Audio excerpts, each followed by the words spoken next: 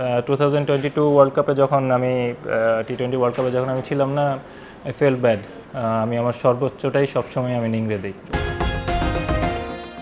আইসিসির বৈশ্বিক আসরগুলোতে বাংলাদেশের রেকর্ড খুব একটা ভালো নয়। চলছে টি-20 বিশ্বকাপ, বাংলাদেশের সামনে আরও একটি সুযোগ। মাহমুদুল্লাহ বিশ্বাস করেন তাদের চেষ্টায় কোনো কমতি থাকে না।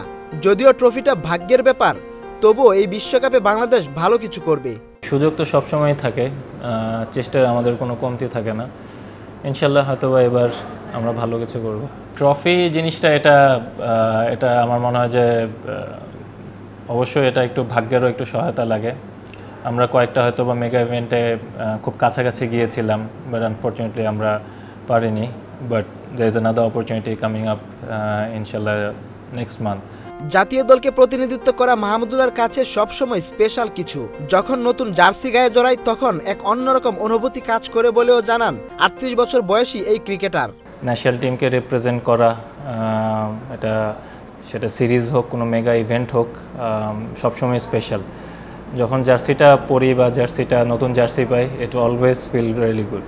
ধর্মবীরু মাহমুদুল্লাহর ক্রিকেট ক্যারিয়ারে স্ট্রাগল ছিল কম বেশি, কিন্তু সবসময় বিশ্বাস রেখেছেন আল্লাহর উপর। 2022 সালে টি-20 বিশ্বকাপ থেকে বাদ পড়াতেও তার খারাপ লেগেছিল, কিন্তু এসব নিয়ে ভাবতে চান না এই সাইলেন্ট কিলার। টিমের হয়ে যখন ওই সুযোগ পান, তার অভিজ্ঞতা পারফরমেন্স দিয়ে সবসময় নিজেকে নিংড়ে দিতে চান। স্ট্রাগল তো আলহামদুলিল্লাহ থ্রু আউট মাই ক্যারিয়ার কম বেশি ছিল।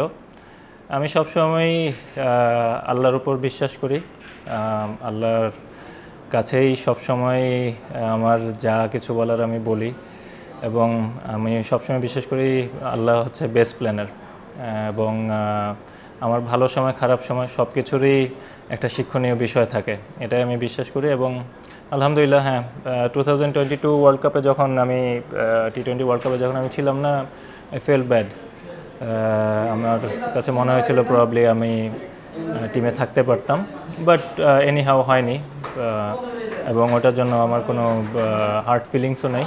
আমি সবসময় আলহামদুলিল্লাহ, আমি সবসময় যেটা বলি যে টিমের জন্য যতটুকু আমি করতে পারি, আমার প্রেজেন্স দিয়ে হোক বা আমার পারফরমেন্স দিয়ে হোক, আমার এক্সপিরিয়েন্স দিয়ে হোক, আমি আমার সর্বোচ্চটাই সবসময় আমি নিংড়ে দিই।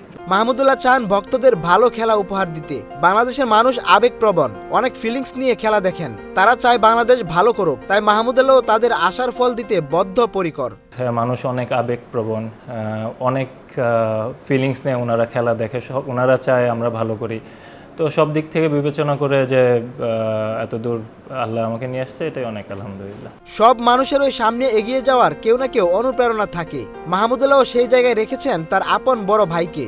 আর ক্রিকেটে পাকিস্তানের সাইদ আনোয়ার ও ভারতের মহেন্দ্র সিং ধোনির খেলাও মাহমুদুল্লাহর খুব ভালো লাগে। শুধু ভালোই লাগে না, মাহমুদুল্লাহ বলেন তিনি মহেন্দ্র সিং ধোনির একজন বড় ভক্তও। আমার আপন ভাই, তো উনি ক্রিকেট খেলতেন, তো ওনার হাত ধরে আমার পথ চলা, আমার ছোটোবেলার পথ চলা শুরু। আমার ক্রিকেটের হাতে করি সব কিছুই ওনার মাধ্যমে। ভাইয়াই সবসময় আমার অনুপ্রেরণা ছিল। দেন লেটার অন সাইদ আনোয়ারের খেলা খুব ভালো লাগতো, যখন আস্তে আস্তে খেলা বুঝতে শুরু করেছি। MS ধোনির খেলা খুব ভালো লাগে। I'm really a big fan of him, to be honest. Owner temperament, owner calmness, অনেক কিছু শেখার বিষয় আছে, তো এই জিনিসগুলো আমার ভালো লাগে। অধিনায়ক শান্তর ফর্মটা ভালো যাচ্ছে না, নিয়মিত ট্রলের শিকার হচ্ছেন। এমন সময় শান্তর পাশে আছেন মাহমুদুল্লাহ। বলেন শান্তর গেম সেন্স খুব ভালো, সদ্য ক্যাপ্টেন হয়েছেন, একটু সময় লাগবে। মাহমুদুল্লাহ বিশ্বাস করেন শান্ত লিডারশিপ কোয়ালিটি দিয়ে বাংলাদেশের জন্য ভালো কিছু করবে।